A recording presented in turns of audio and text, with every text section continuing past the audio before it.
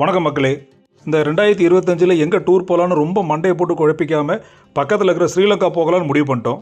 So once again Murugan travels மூலமாக இந்த Sri Lanka trip நாங்கள் பிளான் பண்ணிட்டோம். ஏன்னா லாஸ்ட் டைம் தாய்லாந்து ட்ரிப் அவங்க அழகாக பண்ணி கொடுத்துருந்தாங்க. இந்த ட்ரிப் பார்த்தீங்கன்னா ஒரு 4 nights 5 days ட்ரிப்பு. இலங்கையில் இருக்கிற 4 இடத்த நாங்கள் பார்க்க போகிறோம். கண்டி, நூரெலியா, கதிர்காமம், கொழும்பு, இந்த 4 இடத்த தான் இந்த ட்ரிப்பில் நாங்கள் பார்க்க போகிறோம். இந்த ட்ரிப்புக்கு மொத்தமாக ஒரு ஆளுக்கு 40,000 வரை செலவாகுது. ஸோ நாங்கள் ஒரு 20 பேர் இருக்கிற டீமாக தான் இந்த ஒரு டூருக்கு வந்திருக்கோம். இங்கே வந்ததுக்கப்புறம் தான் தெரியுது, இந்தியாவிலேருந்து அதுவும் குறிப்பாக தமிழ்நாட்டிலேருந்து தான் பெரும்பாலான டூரிஸ்ட் வராங்க. சந்தோஷம் அண்ட் மகிழ்ச்சி. 10ஆம் தேதிக்குள்ள வந்து தமிழ்நாட்டு மக்கள் மட்டும் வந்திருக்கிறாங்க. வந்து 1,45,000 பேர் வந்திருக்கிறாங்க. தமிழ்நாட்டு மக்கள் மட்டுமா?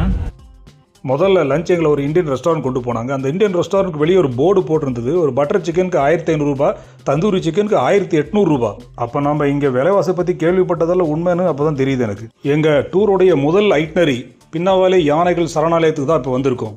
இந்த பின்னவாலை பார்த்தீங்கன்னா தாய் தந்தர் இழந்த குழந்தை யானைகள், அதே மாதிரி அடிப்பட்ட யானைகள், நோய்வாய்ப்பட்ட யானைகள், இந்த யானைகளுக்கான ஒரு இடம் தான் இந்த பின்னவாலை சரணாலயம். இந்த சரணாலயத்தோட ஹைலைட்டே பார்த்தீங்கன்னா ஒரு நாளைக்கு 2 வாட்டி இந்த யானைகள் வந்து அங்கே இருக்கிற அந்த மகா ஓயா நதிக்கு கொண்டு போவாங்க. அந்த யானைகள் அந்த நதியில் குளிக்கிறதும் அதேமாதிரி நீரில் பல சேட்டைகள் பண்ணுறதும் ஒரு முக்கியமான டூரிஸ்ட் அட்ராக்ஷன் அங்கே இருக்குது. ஆனால் இவ்வளோ அழகான இந்த பின்னவாலை யானை சரணாலயத்தை உள்ளே போய் பார்க்குறதுக்கு எங்களுக்கு வாய்ப்பு கிடைக்கல. இந்த வீடியோ கூட உங்களுக்காக நான் கூகுள்லேருந்து எடுத்து போட்டது தான். நாங்கள் வந்து அந்த இண்டிகோ ஃப்ளைட் ஒரு 1 மணி நேரம் டிலே ஆனதாலையும், நாங்கள் 20 பேர் ஏர்போர்ட்டில் ஒன்று சேர்கிறதுக்கு ஒரு 1 hour டிலே ஆனதாலையும், இந்த 5 மணிக்கு ரீச் ஆக வேண்டிய இடத்துல 5:30 மணிக்கு தான் ரீச் ஆனோம். அதுக்குள்ளே அந்த சரணாலயத்தை மூடிட்டாங்க. ஸோ கேட் மட்டும் தான் நாங்கள் பார்க்க முடிஞ்சது. ஸோ அடுத்து நாங்கள் கண்டியில் பார்க்க போகிற இடம் பார்த்திங்கன்னா the tooth of Buddha temple.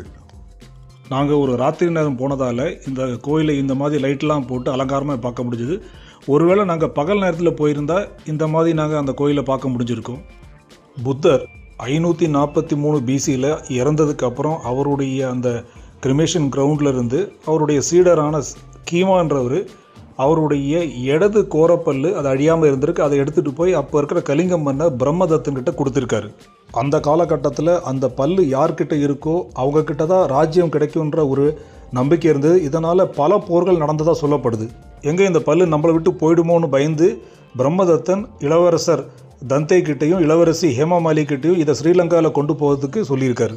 ஸ்ரீலங்காலையும் பல இடத்துல சுற்றி கடைசியாக கண்டியில் இருக்கிற இந்த கோயிலில் வந்து இந்த பல்லு சேர்ந்துருக்கு. இப்போ நீங்கள் பார்க்குறீங்க, அந்த பல்லு இருக்கிற கர்ப்பகிரகத்துக்கு மேலே இருக்கிற கூரை பார்த்தீங்கன்னா தங்கத்தால் செய்யப்பட்ட தாமரைகள் தான் நீங்கள் பார்த்துட்ருக்கீங்க. அந்த கர்ப்பகிரகத்துக்கு உள்ளேயும் பார்த்தீங்கன்னா அந்த பல்லு இருக்கிறது ஒரு தங்கத்தால் செய்யப்பட்ட மகுடத்துக்குள்ளே தான் அந்த பல்லு இருக்குது.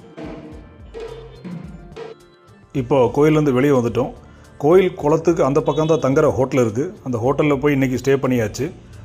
இது காலையில் ஹோட்டலிருந்து குளத்துக்கு அந்த பக்கம் இருக்கிற அந்த கோவிலோட வியூ இது. அப்போ தான் தூரத்தில் ஒரு மலைக்கு மேலே ஒரு சிலை மாதிரி ஒன்று தெரிஞ்சுது. அது என்னென்னு ஜூம் பண்ணி பார்க்கும்போது தான் அது ஒரு மிக பிரம்மாண்டமான ஒரு புத்தர் சிலைன்னு தெரிஞ்சுது. அது கண்டியில் இருக்கிற மகாபோதி டெம்பிளில் இருக்கிற 88 அடி உயரம் இருக்கிற பைரவ கண்ட புத்த ஸ்டாச்சு. அது நம்ம ஊரில் எப்படி தெருவுக்கு தெரு பிள்ளையார் இருக்காரோ அது மாதிரி தான் இந்த ஸ்ரீலங்கா மொத்தமும் எங்கே பார்த்தாலும் புத்தர் சிலை பார்க்கலாம். ஸோ எங்களுடைய செகண்ட் டேயோடைய ஃபஸ்ட் ஐட்னரி என்னென்னு பார்த்தீங்கன்னா ஒரு ஜெம்ஸ் இன்ஸ்டியூட் வந்திருக்கோம். ஸ்ரீலங்கா நேச்சுரல் ஜெம்ஸ் கிடைக்கிற ஒரு முக்கியமான இடம். அது ஜெம்ஸ் எப்படி எடுக்கிறாங்கன்ற ஒரு வீடியோ அதுக்கப்புறம் அந்த மைன் எப்படி இருக்குன்றது ஒரு டெமோ மாதிரி வச்சுருந்தாங்க. அதையும் நாங்கள் பார்த்துட்டு தான் போயிருந்தோம். இவங்க இந்த ஜெம்ஸ் எடுக்க மைன் தோண்டும் போது எந்த விதமான எக்யூப்மெண்ட்ஸோ புல்டோசரோ யூஸ் பண்ணாமல் தான் நேச்சுரல் வேல தான் இது எடுக்கிறாங்க. இந்த மாதிரி ட்ராவல்ஸ் மூலமாக குரூப் டூர்லாம் போகும்போது இந்த மாதிரி நிறைய இடத்துக்கு நம்மளை கொண்டு போவாங்க. அந்த மாதிரி நம்மளை கொண்டு போகும்போது நமக்கு விருப்பம் இருந்தால் அந்த பொருட்களை நம்ம வாங்கலாம், இல்லாட்டி நம்ம அதை விட்டுடலாம். அடுத்து அந்த மாதிரி ஒரு ஸ்ரீலங்கன் கைவினை பொருட்கள் இருக்கிற ஒரு இடத்துக்கு தான் நம்மளை கொண்டு போனாங்க. உள்ளே போய் அந்த பொருட்கள்லாம் பார்க்கும்போது ரியலி அசந்து போயிட்டேன். அவ்வளோ அழகாக இருந்துச்சு ஒன்று பார்க்குறதுக்கு. இங்கே வந்ததுக்கு ஏதாவது ஒரு பொருளை வாங்கி ஆகணும்னு முடிவு பண்ணிவிட்டு ஒவ்வொரு பொருளாக பார்த்துட்டு இருந்தேன். எதை வாங்கலாம்னு தேடிட்டு இருந்தேன். அப்போ தான் ஒரு இடத்துல ஒரு மரத்தினால் செய்யப்பட்ட ஒரு அழகான தட்டு பார்த்துச்சு. இந்த தட்டை வாங்கிடலாம் சொல்லிவிட்டு இது எவ்வளோ ரேட்னு அப்படி திரும்பி பார்த்தப்போ 60,000 ஸ்ரீலங்கன் ருப்பீஸ்னு போட்டிருந்தது. அதை அப்படியே திருப்பி எடுத்து வச்சிட்டேன். நம்ம ஊர் காசுக்கு கிட்டத்தட்ட 20,000 ரூபாய். சரி, பெருசாக வாங்க வேண்டாம், சின்னதாக எதாவது வாங்கலான்னு சொல்லி இந்த யானை எடுத்து பார்த்தேன். இது எவ்வளோன்னு பார்த்தீங்கன்னா அவங்க ஊர் காசுக்கு 12,000 ரூபாய், அதாவது 4,000 ரூபாய். திருப்பி அதை எடுத்து அங்கே வச்சிட்டேன். சரி, அதை விட சின்னதாக என்ன இருக்குன்னு பார்க்கும்போது இந்த கிருஷ்ணர் பார்த்தேன் அழகாக. அது எவ்வளோன்னு பார்த்தேன்னா 26,000 ரூபாய். மயக்கம் வரதுக்குள்ளே கடையை விட்டு ஓடிடலான்னு முடிவு பண்ணி நான் வெளியே வந்துட்டேன். அடுத்து நாம் பார்க்குறது ஒரு முக்கியமான இடம். அனுமார் இமாலயத்திலிருந்து தூக்கிட்டு வந்த சஞ்சீவினி மலை தான் இப்போ நம்ம பார்த்துட்டு இருக்கோம். இல்ல 4 மலை காட்டுவேனா, 1 2வது மலை 3வது 4 இந்த கயிறுங்க முத மலை இருக்கு தானே இந்த காட்டு மலை, அத நேர பாருங்க, இந்த லெஃப்ட் சைடுல பாருங்க, இப்படி ஷோல்டர் மாதிரி வந்து இருக்குமே, இப்படி போகுது, இப்படி போகுதே, அதுதான் சஞ்சீவினி. சஞ்சீவினி மலை அதோ தூரத்தில் தெரியுது, அதுதான் சஞ்சீவினி மலை. ஆஞ்சநேயர் தூக்கிட்டு வந்த மலை அதுதான். கைடு சஞ்சீவினி மலையில் ஒரு ஸ்பெஷலான பூ கிடைக்க சொன்னாங்க, அது மைக்ரேனை குணப்படுத்த உபயோகப்படுத்து. அந்த பூ பார்த்தீங்கன்னா இந்த சஞ்சீவினி மலைக்கு அப்புறம் இந்தியாவில் ஹிமாலயத்தில் தான் இருக்குன்ற ஒரு விஷயத்தை அந்த கைடு சொன்னார். இந்த சஞ்சீவினி மலையை அனுமார் தூக்கிட்டு வந்த விஷயம் பேசும்போது பார்த்தீங்கன்னா ஒரு கொம்பு மேலே ஒரு குரங்கு நிற்கிற காட்சி நாங்கள் எல்லோரும் பார்த்தப்போ ஏதோ ஒரு கனெக்ஷன் இருக்கிற மாதிரி எங்களுக்கு எல்லாருக்கும் ஃபீல் ஆகிடுச்சு. ஸோ இதுக்கப்புறம் நாங்கள் சஞ்சீவினி மலைக்கு பக்கத்தில் இருக்கிற ஒரு ஸ்பைஸ் கார்டனுக்கு நாங்கள் வந்திருக்கோம். ஸோ அங்கே போனோடனே எங்களுக்கு எல்லாருக்கும் ஒரு ஹெர்பல் டீ கொடுத்தாங்க. Prasanna, Ayurvedic doctor of Sri Lankan. So I'm working here as a 15 years as a doctor and Sri Lankan. அந்த கார்டனில் பல விதமான மூலிகை செடிகள் காட்டினாங்க. குறிப்பாக ஒரு வெள்ளை கலர் ஒரு பைனாப்பிள் காட்டினாங்க, அது ரொம்ப விசேஷமானதுன்னு சொன்னாங்க. அதுக்கப்புறம் ஒரு இடத்துக்கு வந்தப்போ சஞ்சீவினி மலையை தூக்கிட்டு வந்த மாதிரி அனுமாருடைய ஒரு படத்தை பார்த்து இது ஏன்னு கேட்டப்போ இந்த படத்துக்கு அந்த பக்கம் வர்றது சஞ்சீவினி மலையோட தொடக்கம்னு அந்த டாக்டர் சொன்னார். இப்போ நம்ம வந்திருக்க இடம் ஒரு ரொம்ப முக்கியமான இடம். அனுமார் சீதையை தேடி இலங்கைக்கு வந்தபோது அவர் இளைப்பார்னு அந்த ரம்புடா மலைக்கு தான் வந்திருக்கோம். இந்த இடத்துல அவருக்கு ஒரு பிரம்மாண்டமான சிலை இருக்கிற ஒரு சின்ன கோயில் கட்டியிருக்காங்க. ராமாயண யாத்திரை வரவங்க முதல்ல இந்த கோயிலை பார்த்ததுக்கு அப்புறம் தான் சீதை இருக்கிற அந்த அசோகவனம் பார்க்க போவாங்க. அனுமான் சீதையை பார்க்க முதல்ல இலங்கைக்கு வந்தப்போ அவர் இளைப்பாறின இடம் தான் இந்த ரம்புடா மலை. இந்த கோயிலை பார்த்தீங்கன்னா இலங்கையில் இருக்கிற சின்மயா மிஷன் தான் இந்த கோயிலை நிர்வகிக்கிறாங்க.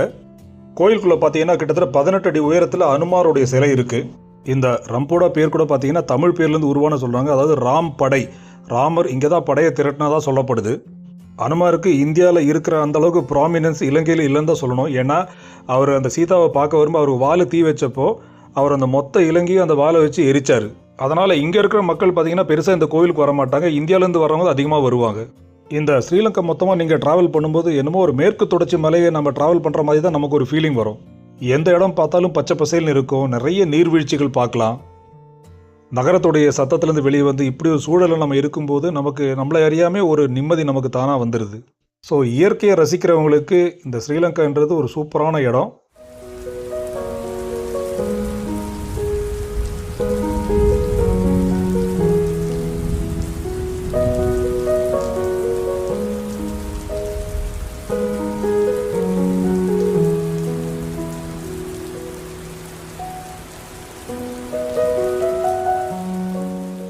அடுத்து நம்ம வந்திருக்கிறோம் பார்த்தீங்கன்னா நுவரெலியாவில் இருக்கிற ஒரு டீ ஃபேக்ட்ரிக்கு தான் வந்திருக்கோம்.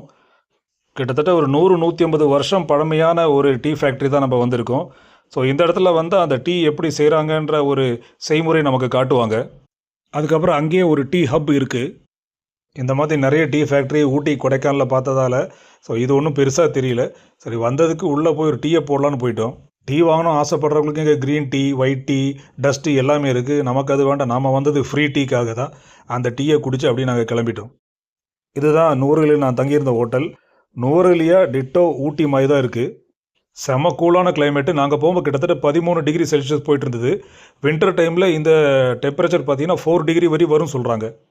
இந்த நுவரெலியாவுக்கு இன்னொரு பேர் இருக்குது, இதுக்கு லிட்டில் இங்கிலாந்துன்னு சொல்லுவாங்க. ஏன்னா இங்கே இருக்கிற பில்டிங் பார்த்தீங்கன்னா எல்லாம் அதை இங்கிலீஷ் ஸ்டைலில் பண்ணியிருப்பாங்க.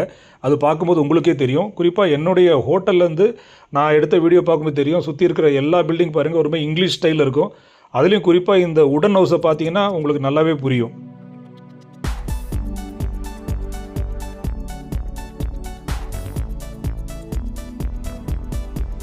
ஸோ இதனால் இதுக்கு லிட்டில் இங்கிலாண்டு ஒரு பேர் இருக்குது. இப்போது நுவரெலியாவில் இருக்க பொட்டானிக்கல் கார்டன் பார்க்க தான் போயிட்டுருக்கோம் நாங்கள். 139 வருஷம் பழசு இந்த போஸ்ட் ஆஃபீஸ். இதான் பிரிட்டிஷ் காலத்துல கட்டது. எங்களுக்கு நமக்கு வந்து ரீகன்ஸ்ட்ரக்ஷன் ரெனோவேட் தான் பண்ண முடியும். இது வந்து இந்த போஸ்ட் ஆஃபீஸும் பக்கா பிரிட்டிஷ் ஸ்டைலில் இருக்கிறது நீங்கள் பார்க்கலாம். நுவரெலியா மாவட்டத்தில் இருக்கிற வந்து சவுத் இந்தியன் இன்வேடர்ஸ் எல்லாமே மதுரை மக்கள், சென்னை மக்கள், கோயம்புத்தூர் அங்க இங்க வந்தவங்க தான் இருக்கிறாங்க. 18th செஞ்சுரியில வந்த ஆட்கள் தான் இப்ப கூடுதலா இங்க இருக்கிறாங்க. கைடு இன்வேடர்ஸ்னு சொல்றது இங்க செட்டிலான மக்களை தான் சொல்றாரு. இது சின்ன டவுன் நுவரெலியா. இதுக்கு பெரிய பட்ட பேர் வந்து லிட்டில் இங்கிலாந்து. நாங்க சாப்பிட்டா வந்து டஸ்ட்பின்ல தான் போடணும். பஸ்ல கூட சாப்பிட்டு வெளியே போட முடியாது. பின்னுக்கால உள்ள பொலிசி கோல் பண்ணா நாங்க 5 ரூபாய்க்கு இவ தான் போட்டேன்னா உங்களுக்கு 5000 ஃபைன் பண்ணி கட்டிட்டு தான் போயிடும். கைடு ஸ்ரீலங்காவை சிங்கப்பூர் ரேஞ்சுக்கு பேசிகிட்டு இருந்தார். பட் ஓரளவுக்கு நாடு சுத்தமாக தான் இருக்குது. ஸோ நாங்கள் இப்போ வந்திருக்கிறது நுவரேலியில் இருக்க விக்டோரியா பொட்டானிக்கல் கார்டன்.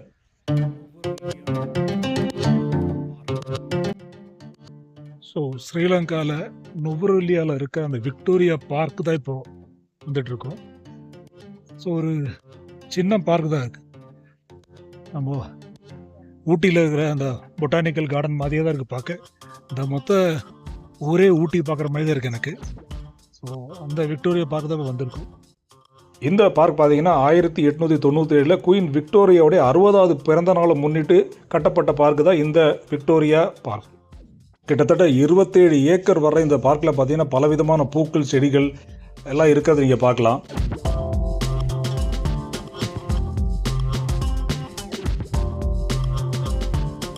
நான் ஏற்கனவே சொன்ன மாதிரி இந்த இடத்துக்கு வந்தால் நமக்கு ஒரு ஊட்டி வந்த ஃபீல் இருக்கும். ஸோ ஊட்டியில் இருக்கிற பொட்டானிக்கல் கார்டன் பார்க்குற ஒரு ஃபீல் தான் எனக்கும் அங்கே இருந்தது.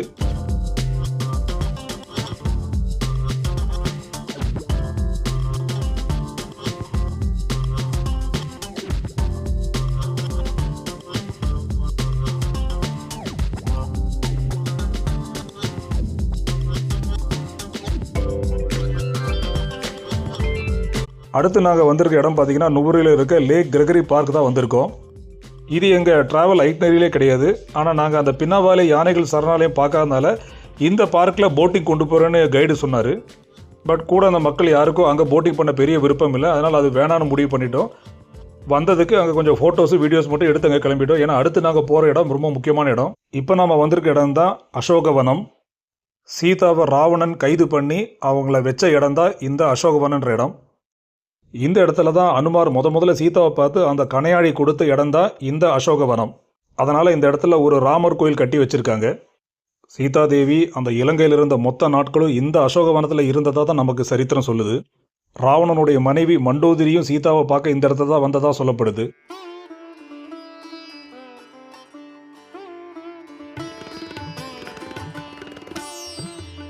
இந்த கோயிலுக்கு பின்னாடி ஒரு நதி இருக்குது. அதுக்கு சீதா எலியான்னு பேர். இந்த நதியில் தான் சீதாதேவி குளித்ததாகவும் ஒரு நம்பிக்கை இருக்குது. அதனாலே இந்த நதியை ரொம்ப புனிதமாக பார்க்குறாங்க.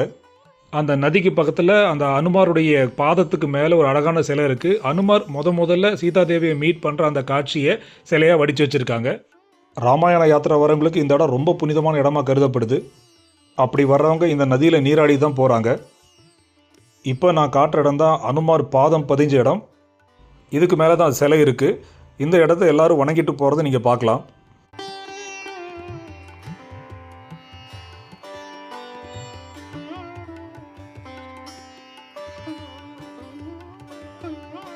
நீங்கள் பார்க்குற இந்த இடம் தான் அசோகவனம். சீதாவை அனுமார் முதல்ல பார்த்து கணையாழி கொடுத்து மீட் பண்ண இடம் தான் இந்த அசோகவனம். அந்த இடத்துல தான் இருக்கும். அந்த புனிதமான நதியில் நானும் ஒரு வாட்டி இறங்கி நடந்தேன். ராமாயணத்தில் வர்ற ஒரு முக்கியமான இடத்துக்கு வந்தோன்ற சிலிர்ப்பு உண்மையாக அந்த இடத்துல வந்தப்போ எனக்கு இருந்தது. இந்த 2 நாள் ஸ்ரீலங்கா டூரில் பார்த்ததுலேயே ரொம்ப முக்கியமான இடமா இந்த அசோகவனத்தை பார்க்குறேன். அடுத்த 2 நாள் கதிர்காமம் அப்புறம் கொழும்பு பார்க்க போகிறேன். அதை ஒரு தனி வீடியோவாக உங்களுக்கு நான் காட்டுறேன்.